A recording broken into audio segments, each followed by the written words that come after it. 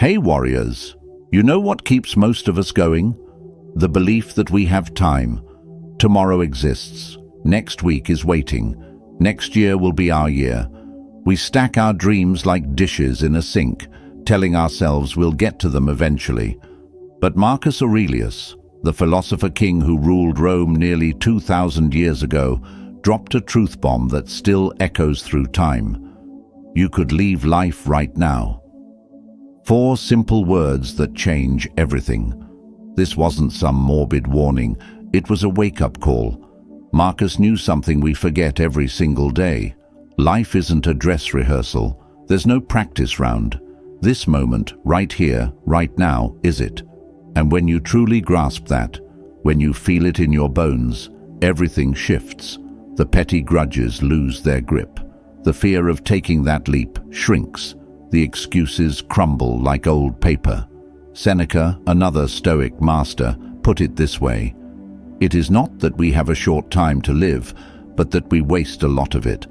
We're not short on time, we're just terrible at using it. We hand over hours to worry, we sacrifice days to resentment, we trade years for the approval of people who don't even think about us. Once you accept that you could leave life right now, you stop living like you're invincible. You stop postponing joy. You stop holding back forgiveness. You stop waiting for permission to be who you truly are. Death becomes the teacher, not the enemy. It whispers, live now, love now, act now. This video is about being awake to life. 10 powerful truths from Stoic wisdom that will help you stop sleepwalking through your days. Each one is a key that unlocks something real, something human, something you can use today. Not someday, today. So, if you're ready to stop postponing your life, hit that like button right now. Drop a comment below. Share this with someone who needs to hear it. Subscribe to this channel because we're building something meaningful together. And whatever you do, don't skip any part of this video. If you're ready to stop living on autopilot, type this affirmation in the comments right now. I live awake. Number 1. Stop waiting for the perfect moment. We treat life like a movie we can pause, like we can hit stop, grab some popcorn, and come back when the lighting's better. Marcus Aurelius saw through this illusion completely. He wrote, "Think of yourself as dead. You have lived your life. Now take what's left and live it properly. That's not dark, that's freedom." When you imagine you've already died, when you see yourself looking back at this moment from the end, you realize something crucial. The perfect moment doesn't exist. It never did. It was always just an excuse. We wait for more money in the bank, for the kids to grow up, for the project to finish, for the weight to drop, for confidence to magically appear like a gift from the universe. Life passes while we're waiting. The money comes and goes. The kids grow up while we're waiting for them to grow up. The project leads to another project. The wait becomes a permanent battle. Confidence? It only comes from doing the thing you're afraid to do. The Stoics called this premeditatio malorum, contemplating adversity. There's a flip side though, contemplating the shortness of life. When you really sit with the fact that this could be your last day, last hour, last conversation, something clicks. You stop needing permission. You stop needing perfect conditions. You make the call. You write the letter. You take the chance. The conversation you've been avoiding. The apology you've been rehearsing in your head for months. The dream you've been whispering about but never pursuing. What if today was the day? Not because everything's perfect, but because everything's uncertain. Because Marcus was right. You could leave life right now, so why live like you have forever? This doesn't mean reckless decisions, it means honest ones. Asking yourself, if this was my last week on earth, would I spend it waiting? Would I spend it preparing, or would I spend it living? The Stoics didn't wait for perfect. They worked with real. They acted with what they had. They lived in the now, not the someday. Today, do one thing you've been postponing. Not tomorrow, not next week. Today, send that message, start that project, have that conversation, take that walk. Whatever you've been saving for the right time, do it now, because the right time is the time you have, and that time is this moment. Stop waiting and claim this moment. Drop this affirmation below if you're done postponing. Today is my moment. Number 2. Your anger is drinking your life away. There's a person in your life right now. Maybe they cut you off last month. Maybe they said something cruel years ago. Maybe they got the promotion you deserved. And the wild part? They're living their life, eating breakfast, laughing with friends, sleeping soundly, while you're still carrying them, still rehearsing arguments, still feeding that fire in your chest. Marcus Aurelius wrote, "How much more grievous are the consequences of anger than the causes of it?" Read that again. The anger hurts you more than whatever made you angry in the first place. Your rage isn't punishing them, it's poisoning you. Every replay of that moment steals energy you could use to build something beautiful. Every imaginary confrontation burns time you'll never get back. The cruelest joke? They don't even know. They're not losing sleep. You are. The Stoics practiced something radical. They separated the event from their judgment of it. Someone insults you. That's the event. It happened. It's done.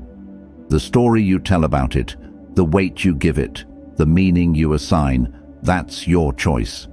Epictetus taught, it's not what happens to you, but how you react to it that matters. Nobody tells you about forgiveness. It's not about them.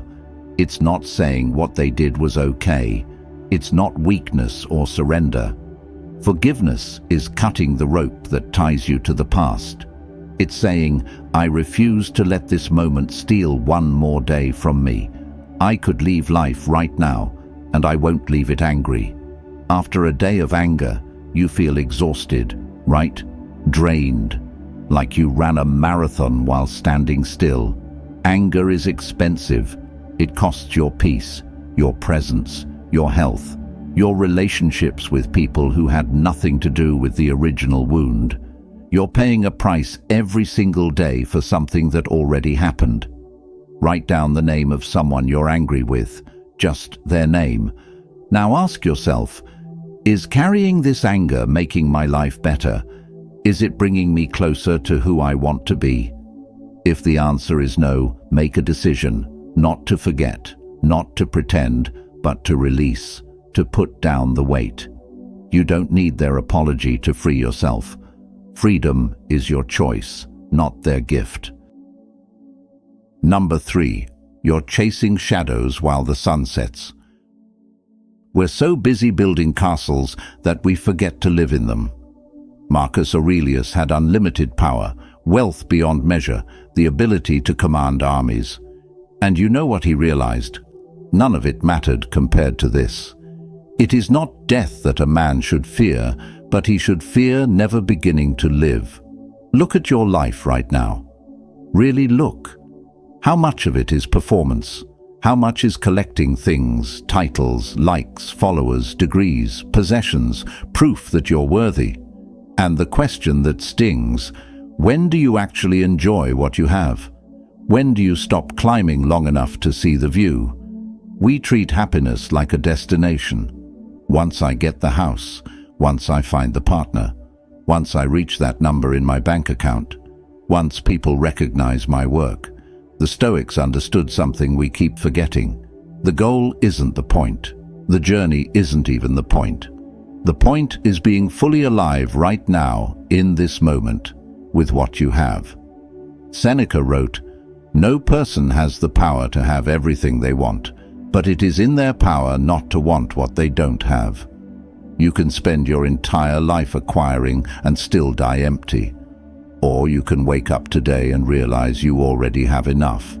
Not because you've achieved everything, but because you've stopped measuring your worth by what you lack. You've stopped chasing shadows. The last time you felt truly content, not excited, not accomplished, content. Chances are it wasn't when you bought something big. It was probably something small, a conversation, a sunset, a moment of silence, a laugh with someone you love. The real treasures aren't expensive, they're just easy to miss when you're running. You could leave life right now, so ask yourself, are you living it, or are you preparing to live it someday? Are you present with the people in front of you, or thinking about the next thing? Are you tasting your food, or just eating it? Are you here, or always somewhere else, chasing the next achievement that promises to finally make you feel whole? Tonight, do nothing productive. Don't optimize, don't hustle, just be. Sit with someone you love and talk. Lie on the grass and watch clouds. Cook a meal slowly. Read something that makes you think. Give yourself permission to exist without earning it. You don't need to achieve anything else to deserve this moment. You're already worthy of being alive. You don't need to prove anything to anyone. Write this affirmation if you believe it. I am enough now. Number 4. The opinions killing you aren't even real. Something that'll mess with your head. Most of the judgment you fear doesn't exist. You're walking around carrying the weight of what people might think, could think, probably think. The truth, they're not thinking about you at all. They're too busy worrying about what you think of them.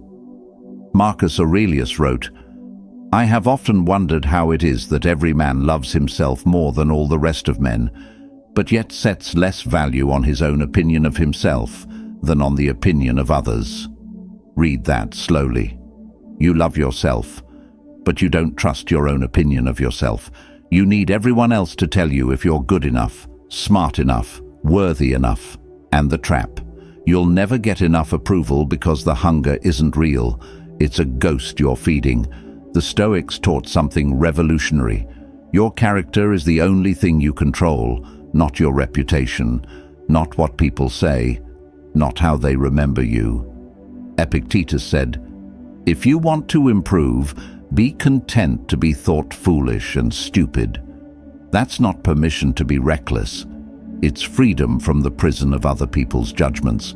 The last time you didn't do something because of what people might say, maybe you didn't speak up in that meeting, didn't share your art, didn't dress the way you wanted, didn't pursue that strange dream.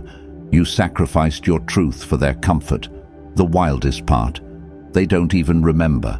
That moment you agonized over for weeks, it barely registered for them. You're trading your life for shadows. You're performing for an audience that isn't watching. And even when they are watching, even when they do judge, so what?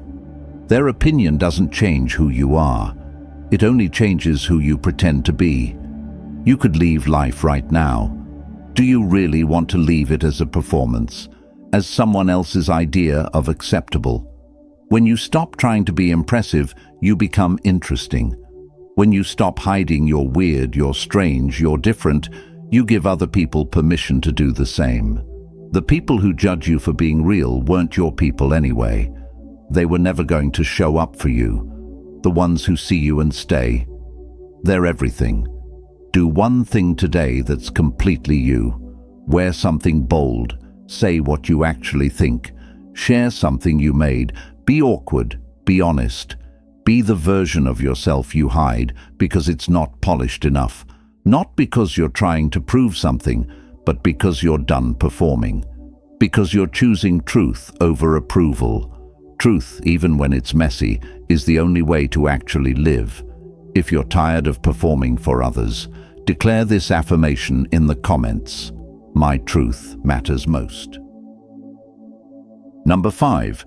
You're worrying about things that will never happen. Your mind is a time machine.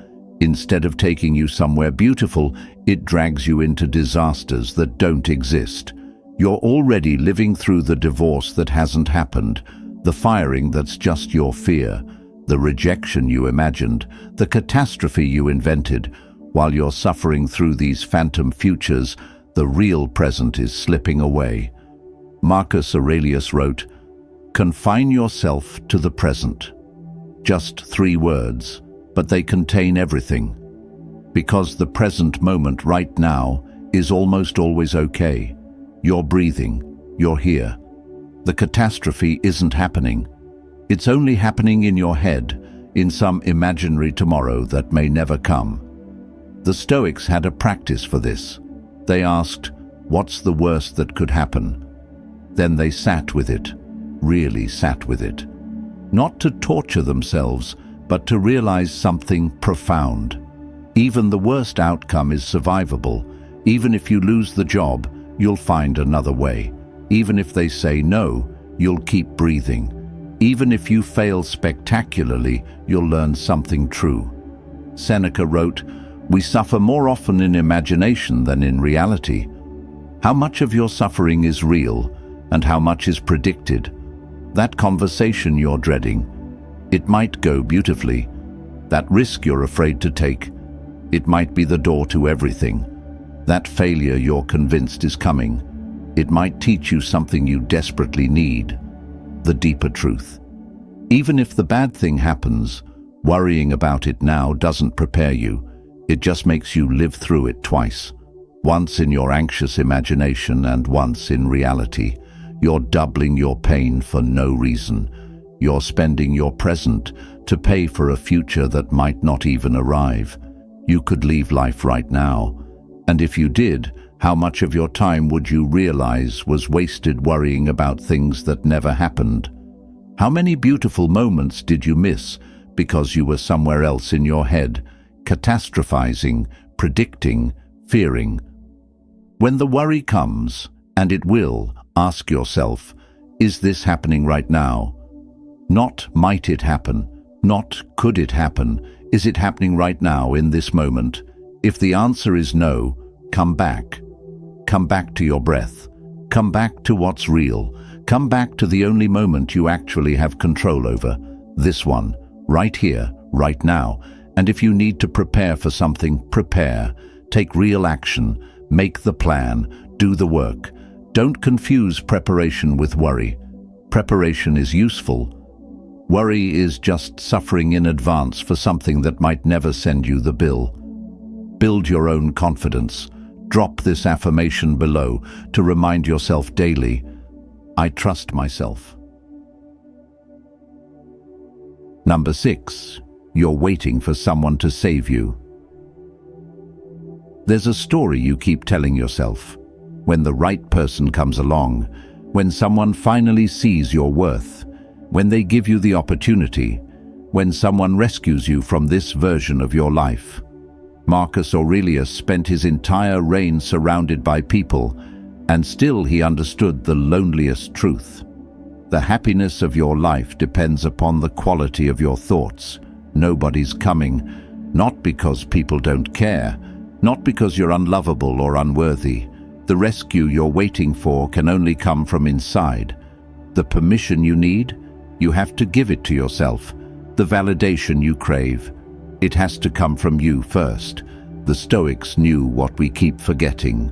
Other people can add to your life. They can bring joy, companionship, love, support, but they can't complete you, because you're not incomplete. You're not a half waiting for another half. You're whole right now, exactly as you are. Broken in some places maybe, healing in others, but whole. Epictetus was born a slave. He had nothing, no power, no freedom, no control over his own body. Yet he became one of the wisest philosophers in history because he realized something radical. No one can harm you without your consent. His chains were real. His mind, that was his. His thoughts, his character, his choices within his circumstances. Nobody could take those. You're not a slave, but you've enslaved yourself to the opinions you imagine, to the rescue you're waiting for, to the idea that your life begins when someone else decides you're ready, the truth that terrifies and liberates at the same time. Your life is happening right now, and you're the only one who can live it. What you're postponing until someone gives you permission, the career change, the creative project, the boundary you need to set, the life you actually want instead of the one you think you should want. You're waiting for a sign, for encouragement, for someone to tell you it's okay. You could leave life right now. Are you really going to leave it waiting? When you stop waiting, you start asking different questions. Not, will they approve, but, does this feel true? Not, what if I fail, but, what if I never try? Not, who will catch me, but, can I trust myself to get back up? And the answer to that last one, always yes. You've gotten back up from everything that's knocked you down so far. Your track record is perfect. Identify one thing you've been waiting for permission to do. Something that requires nobody's approval but yours. Maybe it's a small act of self-care. Maybe it's a big life decision. Whatever it is, do it this week. Not perfectly. Not with everyone's blessing. Just do it. Give yourself the permission you've been begging the world for. Be your own rescue. Be your own green light. Be your own reason to start living instead of waiting. Number 7. Your comfort zone is becoming your cage. There's a version of safety that protects you, and there's a version of safety that slowly kills everything wild and true inside you. Marcus Aurelius could have hidden in his palace, could have avoided the battlefield, the hard decisions, the uncomfortable truths. Instead, he wrote, "The impediment to action advances action. What stands in the way becomes the way." You know what he's saying? The thing you're avoiding is the thing you need. The discomfort you're running from is the doorway to growth. The fear that's keeping you small is the exact place where your bigger life is waiting. We've built lives that feel like padded rooms. Same routine, same people, same safe conversations that never challenge us, same choices that never risk anything. We call it peace. It's not peace, it's numbness. It's the slow fade of becoming less than we could be because we're too afraid to be uncomfortable. The Stoics didn't seek out suffering. They weren't masochists. They understood something crucial. Voluntary discomfort builds strength.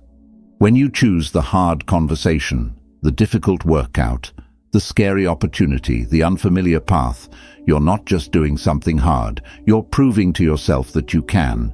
You're expanding what's possible. Seneca practiced poverty regularly, not because he hated wealth, but because he wanted to know he'd be okay without it. He'd sleep on the floor, eat simple food, wear rough clothes. He was training himself not to fear loss, making sure his happiness didn't depend on things that could disappear. That's wisdom. That's freedom. What are you afraid to lose? What's keeping you trapped? Is it the job you hate, but the paycheck you need? The relationship that's comfortable but not alive? The city that's familiar but too small? The identity you've outgrown but everyone expects? You're clinging to the known, even when the known is slowly suffocating you. You could leave life right now, and if you did, would you regret playing it safe? Would you wish you'd taken more risks, said more truths, tried more things that scared you? Or would you be proud that you protected your comfort at all costs? This week, do something that scares you, not something dangerous, something uncertain. Have the conversation you've been avoiding. Try the thing you think you'll be bad at. Go somewhere alone. Ask for what you want. Sit with the discomfort instead of numbing it. Feel yourself expand. Feel yourself become someone who doesn't need everything to be comfortable to keep living. Comfort is nice, but it's not a life. Growth is messy, but it's real. Number 8. You're keeping score in a game nobody's playing. You remember things people don't even know they did. That favor you did 3 years ago. That time you showed up when no one else did. That sacrifice you made. That kindness you extended. You're carrying around a ledger, keeping score, waiting for the universe to balance the books. Marcus Aurelius understood. When you arise in the morning, Think of what a precious privilege it is to be alive, to breathe, to think, to enjoy, to love.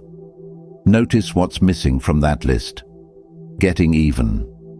Being owed. Collecting debts. The Stoics knew that keeping score turns your life into arithmetic, and you can't calculate your way to peace. The brutal truth. Most people don't remember what you remember. They're not keeping score because they're too busy living their own lives, fighting their own battles, carrying their own wounds. That thing you did for them that you think about every time you see them, they forgot. Not because they're ungrateful, because human memory is selective and self-centered. We all remember our own pain more vividly than someone else's kindness. When you keep score, when you track every good deed and every slight, you're not protecting yourself. You're building a prison. Every unreciprocated favor becomes a brick. Every unacknowledged sacrifice becomes a bar. Until you're locked inside your own resentment, rattling the cage, demanding someone notice how much you've given. Epictetus taught his students something counterintuitive. If you wish to be loved, love. Not keep track of who loves you more. Not withhold until they prove themselves. Just love. Give. Show up. Not because you'll get something back, but because that's who you've decided to be. Your character isn't transactional. Your integrity doesn't come with receipts. The energy you spend tracking debts. The mental space you waste replaying moments where you gave more than you got. The bitterness that creeps in when people don't meet you at the level you met them. All that energy could go toward living, creating, loving freely, building something that matters more than being even. You could leave life right now. And if you did, would your legacy be the score you kept? Would people remember you as someone who gave freely or someone who counted every coin? Would they feel your love or your ledger? When you stop keeping score, you become free. Free to give without expectation. Free to love without needing proof. Free to help because it aligns with who you are, not because you're building credit for later. And paradoxically, when you stop demanding reciprocity, you often receive more. Not because people owe you, but because your freedom is magnetic. Because people want to be around someone who isn't constantly measuring. Forgive a debt. Not the money kind, though maybe that too. Forgive someone for not showing up the way you did. For not loving you the way you loved them. For not seeing your sacrifice. Let it go. Burn the ledger. Not because they deserve forgiveness, but because you deserve freedom. Carrying score is exhausting, and you have better things to do with your one precious life than be an accountant of grievances. Break free from keeping score. Share this affirmation if you're ready to let go. I give freely. Number 9. You're drowning in noise and calling it connection. Your phone buzzes. Another notification, another update, another person's carefully curated highlight reel, another headline designed to trigger you, another opinion you didn't ask for, another distraction dressed up as information. You're scrolling, consuming, absorbing it all, thinking you're connected. Marcus Aurelius would call this what it is, noise. He wrote, "Very little is needed to make a happy life. It is all within yourself. In your way of thinking." We've confused connection with consumption. We think knowing what everyone's doing means we're less alone. You can scroll for hours and still feel empty. You can have 1,000 followers and 0 friends. You can be constantly connected and deeply lonely. Real connection isn't digital. It's not curated. It's messy and present and real. The Stoics valued silence, not the absence of sound, but the presence of clarity. They knew that wisdom comes from stillness, from sitting with your own thoughts instead of filling every gap with someone else's. Marcus would retreat into his own mind, have conversations with himself, question his reactions, examine his character. That's where he found truth. In the quiet, in the uncomfortable space between stimuli. When's the last time you sat in complete silence? No music, no podcast, no TV in the background, no phone in your hand, just you and your thoughts. It's terrifying, isn't it? In the silence, you have to face what you've been avoiding, the decisions you're postponing, the relationships that aren't working, the dreams you've abandoned, the person you're becoming versus the person you wanted to be. We fill our lives with noise because silence reveals too much. The Stoics understood. You can't grow in the noise. You can't think clearly when you're constantly reacting. You can't know yourself when you're always consuming someone else's thoughts, someone else's life, someone else's carefully filtered version of reality. You could leave life right now. How much of your time would you realize was spent watching other people live instead of living yourself? How many hours vanished into the scroll? How many real moments did you miss because you were documenting them for people who weren't even there? Take a technology Sabbath, one day or even just one evening completely offline. No phone, no laptop, no checking, just real quick. Just you and the world that exists when you're not mediating it through a screen. Read a physical book. Have a face-to-face conversation where nobody's half present. Cook a meal without photographing it. Watch the sunset without posting about it. Remember what it feels like to exist without an audience, to be present without proving it, to live without performing it. Reclaim your attention from the digital noise. Drop this affirmation below. I choose presence. Number 10. You're treating tomorrow like a promise. The final truth, the one that ties everything together. You're living like tomorrow is guaranteed, like you have time to waste, like you can postpone the important conversations, the big dreams, the real living until some mythical later that may never arrive. Marcus Aurelius, who could have had anything, who ruled an empire, who had every reason to believe in his own permanence, still wrote, "You could leave life right now." Let that determine what you do and say and think. This isn't morbid. This is the most life-affirming philosophy you'll ever encounter. When you truly accept that this might be it, that today could be your last day, you stop saving your good dishes for special occasions. You stop waiting to tell people you love them. You stop postponing joy until you've earned it. You stop treating your life like a rough draft. The Stoics meditated on death, not to be depressed, but to be alive. Seneca said, "Let us prepare our minds as if we'd come to the very end of life. Let us postpone nothing." That's not giving up. That's waking up. That's realizing that the life you're planning to live someday needs to become the life you're living today. The last time someone you knew died unexpectedly. Remember that moment when it hit you. Life is fragile. Time is limited. None of us know how much we have. You probably thought about living differently, loving harder, risking more, being more honest. Then the shock wore off, and you went back to living like you're immortal, back to postponing, back to waiting. What if you didn't go back? What if you stayed in that clarity? What if every morning you woke up and remembered, I could leave life right now, so how do I want to spend today? Who do I want to be? What matters? What's just noise? What do I need to say? What do I need to do? What do I need to let go of? This doesn't mean living recklessly. It means living intentionally. It means making choices that reflect your values, not your fears. It means being the person at your own funeral that you'd want people to remember. Not perfect, not without mistakes, but real, present, brave, kind, authentic. Someone who showed up for their own life instead of watching it pass by. You could leave life right now. So, what are you waiting for? What conversation needs to happen today? What dream needs to start today? What forgiveness needs to be offered today? What risk needs to be taken today? What truth needs to be spoken today? Not tomorrow, not when you're ready, not when it's convenient.